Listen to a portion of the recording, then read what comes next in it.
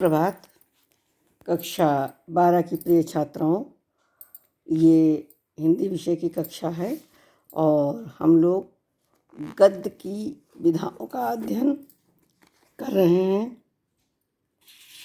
पिछली कक्षा में हम लोगों ने प्रमुख गद्य विधाएं नाटक, उपन्यास, कहानी, आलोचना, निबंध आदि का अध्ययन किया। अब हम लोग आगे गौड़ या प्रकीर्ण विधाएं क्या क्या हैं उसका अध्ययन करेंगे। देखिए, जो हमारी प्रमुख गद्य विधाएं थीं वो भारतेंदु युग के समय में ही प्रारंभ हो गई थीं और इसके बाद जो हमारी प्रकीर्ण हैं या गौड़ हैं ये आगे दी हुई हैं। गौड़ विधाओं का एक दूसरे से निकट का संबंध है, एक दूसरे से आपस में मिले हुए हैं। ये सभी एक प्रकार से निबंध परिवार में ही आते हैं और सभी का संबंध लेखक के व्यक्तिगत जीवन और उसके परिवेश से होता है। लेखक अपने देश, काल और परिवेश यानी आसपास के वातावरण के प्रति जितने ही संवेदनशील होंगे, गौण उन कही जाने वाली विधाओं का उतना ही विकास होता जाएगा। और संप्रति हिंदी गद्य की इन विधाओं की रचना प्रचुर परिमाण में हो रही है, इसलिए हिंदी गद्य के सांप्रतिक स्वरूप को समझने के लिए इन विधाओं के विकास का ज्ञान बहुत ही आवश्यक है। इसमें सबसे पहली क्या है? जीवनी। तो जीवनी क्या है? किसी महान व्यक्ति के जन्म से मृत्यु तक की घटनाओं को काल क्रम से प्रस्तुत करना उस व्यक्ति के व्यक्तित्व को निखारता है, इसे जीवनी कहते हैं। जीवनी लेखक उसके बहुत ही तटस्थ रहता है यानी निकट रहता है। वह अपनी प्रतिक्रियाएं व्यक्त नहीं करता। यूँ तो हिंदी की जीवनी लेखन का कार्य भारतेंदु युग में प्रारंभ हो गया था, फिर भी आदर्श जीवनियाँ बहुत बाद में लिखी गईं। द्विवेदी युग में ऐतिहासिक पुरुषों और धार्मिक नेताओं की जीवनियाँ अधिक लिखी गई थीं। इस युग के जीवनी लेखकों में लक्ष्मीधर वाजपेयी, संपूर्णानंद, नाथूराम प्रेमी, मुकुंदलाल वर्मा प्रमुख हैं। छायावादी युग में राष्ट्रीय महापुरुषों में लाला लाजपत राय, बाल गंगाधर तिलक, महात्मा गांधी, जवाहरलाल नेहरू आदि की जीवनियाँ अधिक लिखी गईं। इस युग के जीवनी लेखकों में राम नरेश त्रिपाठी, गणेश शंकर विद्यार्थी, मनमथ नाथ गुप्त, डॉक्टर राजेंद्र प्रसाद और मुंशी प्रेमचंद उल्लेखनीय हैं। छायावादोत्तर यानी छायावाद युग के बाद के लेखकों में लोकप्रिय नेताओं, संत महात्माओं, विदेशी महापुरुषों, वैज्ञानिकों, खिलाड़ियों और साहित्यकारों की जीवनियाँ लिखी गईं। इस युग के जीवनी लेखकों में काका कालेलकर, जैनेन्द्र कुमार, रामनाथ सुमन, रामवृक्ष बेनीपुरी, बनारसी दास चतुर्वेदी, राहुल संस्कृतायन विशेष रूप से उल्लेखनीय हैं।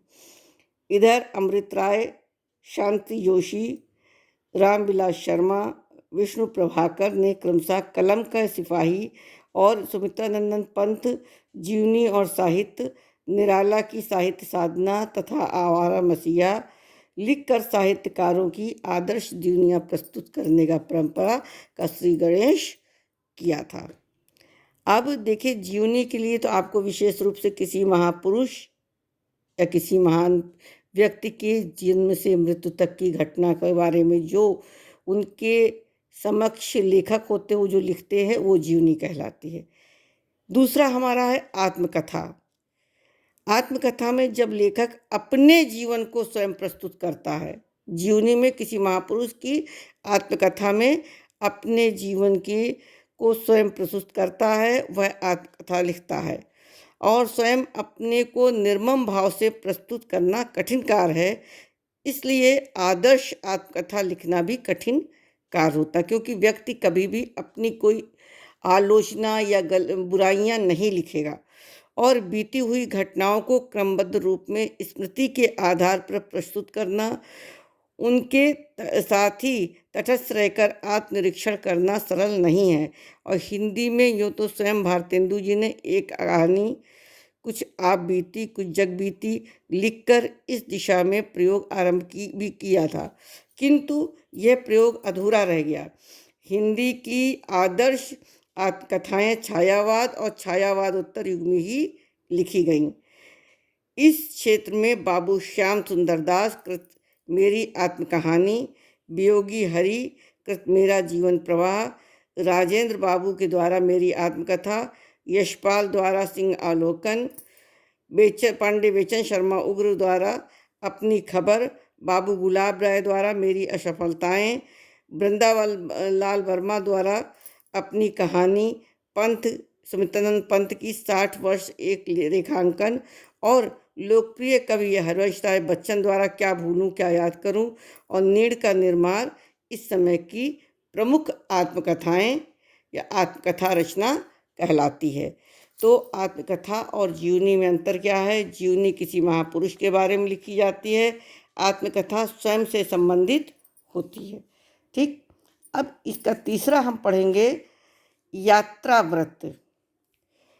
जब लेखक अपने जीवन की अविस्मरणीय यात्राओं को विवरण आत्मकथात्मक शैली में प्रस्तुत करता है तो यात्रा साहित्य की सृष्टि करता है और आदर्श यात्रा व्रत वह माना जाता है जिसमें यात्रा क्रम में आए हुए स्थान और बीती हुई घटनाएं लेखक की स्मृति संवेदनाओं का अंग बनकर चित्रवत अंकित होती जाती हैं।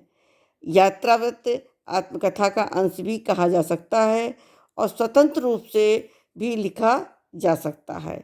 यात्राव्रत में आत्मकथा, संस्मरण, रिपोर्टाज तीनों के तत्व पाए जाते हैं। हिंदी में यात्राव्रत लिखने का क्रम भारतेंदु हरिश्चंद्र से प्रारंभ होता है और किंतु कलात्मक यात्राव्रत छायावाद और छायावाद उत्तर युग में ही लिखे गए हैं। इस क्षेत्र में राहुल सांस्कृतायन, देवेंद्र सत्यार्थी, सच्चिदानंद हीरानंद वात्स्यायन नगे, यशपाल, नगेंद्र, मोहन राकेश, निर्मल वर्मा आदि का नाम विशेष रूप से उल्लेखनीय है। इसके बाद आता है गीत, गद्य गीत और गद्य काव्य। गद्य गीत या गद्य काव्य क्या है? गद्य गीत में भक्ति, प्रेम, करुणा आदि भावनाएं छोटे छोटे कल्पना चित्रों के माध्यम से अन्योक्ति या प्रतीक पद्धति पर व्यक्त की जाती हैं। अनुभूति की सघनता, भावाकुलता, संक्षिप्तता, रहस्यमयता और सांकेतिकता श्रेष्ठ गद्य गीत की विशेषताएं हैं। हिंदी में गद्य गीतों का आरंभ राय कृष्णदास के साधना संग्रह के प्रकाशन से हुआ और इसके बाद वियोगी हरि की तरंगिणी संग्रह प्रकाशित हुई और ये दोनों कृतियां द्विवेदी युग की सीमा में आती हैं। इसके बाद छायावादी युग में गद्य गीतों की रचना अधिक हुई है। राय कृष्णदास और वियोगी हरि के अतिरिक्त चतुर्सेन शास्त्री, वृंदावन लाल वर्मा, सच्चिदानंद हीरानंद वात्स्यायन नगे, डॉक्टर राम कुमार वर्मा ने भी गद्य गीतों के क्षेत्र में अच्छा कार्य किया है।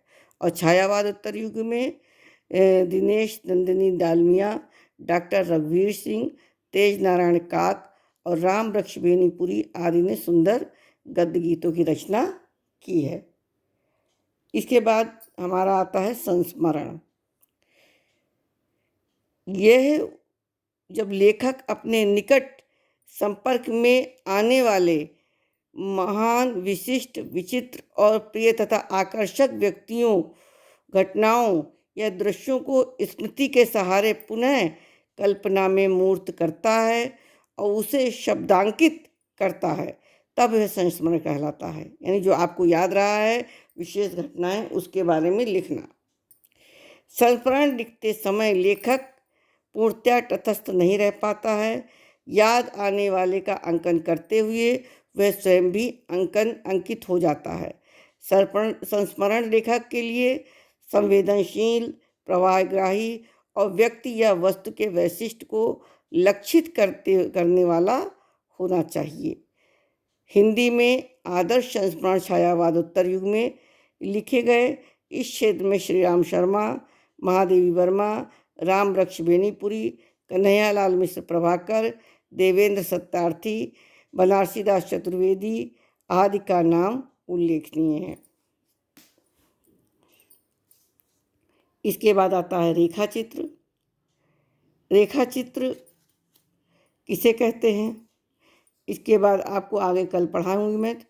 रेखा चित्र में भी किसी व्यक्ति, वस्तु या संदर्भ का चित्रांकन किया जाता है। इसमें सांकेतिकता अधिक होती है। जिस प्रकार रेखा चित्रकार थोड़ी सी रेखाओं को प्रयोग करके किसी व्यक्ति, वस्तु या संदर्भ की मूलभूत विश्लेषण को उभार देता है, उसी प्रकार लेखक कम से कम शब्दों का प्रयोग करके किसी व्यक्ति या वस्तु की मूलभूत विशेषता को उभारने के साथ साथ पूर्णतः तटस्थ होना भी उसके लिए आवश्यक होता है। वस्तुतः संस्मरण और रेखाचित्र एक दूसरे से मिलती जुलती क्या है, विधाएं हैं। संस्मरण में भी चित्र शैली का ही प्रयोग किया जाता है, किंतु रेखा चित्र में चित्र अधूरा या खंडित भी हो सकता है, जबकि संस्मरण में चित्र छोटा या लघु भले हो, उसे अपने आप में पूर्ण बनाकर प्रस्तुत किया जाता है। संस्मरण अभिधामूलक होता है, किंतु रेखाचित्र सांकेतिक और व्यंजक होते हैं। वस्तुतः रेखाचित्र संस्मरण का कलात्मक विकास है। हिंदी में महादेवी वर्मा, प्रकाश चंद्र गुप्त, राम वृक्ष बेनीपुरी, बनारसी दास चतुर्वेदी, कन्हैयालाल मिश्र प्रभाकर, विनय मोहन, विष्णु प्रभाकर और डॉक्टर नागेंद्र के रेखाचित्र उल्लेखनीय हैं। ये हमने आपको इतने पढ़ाया है, आगे आपको कल पढ़ाऊंगी और इनके जो मैं प्रश्न साथ में दे रही हूँ उनको आप लोग करते चलिए। धन्यवाद।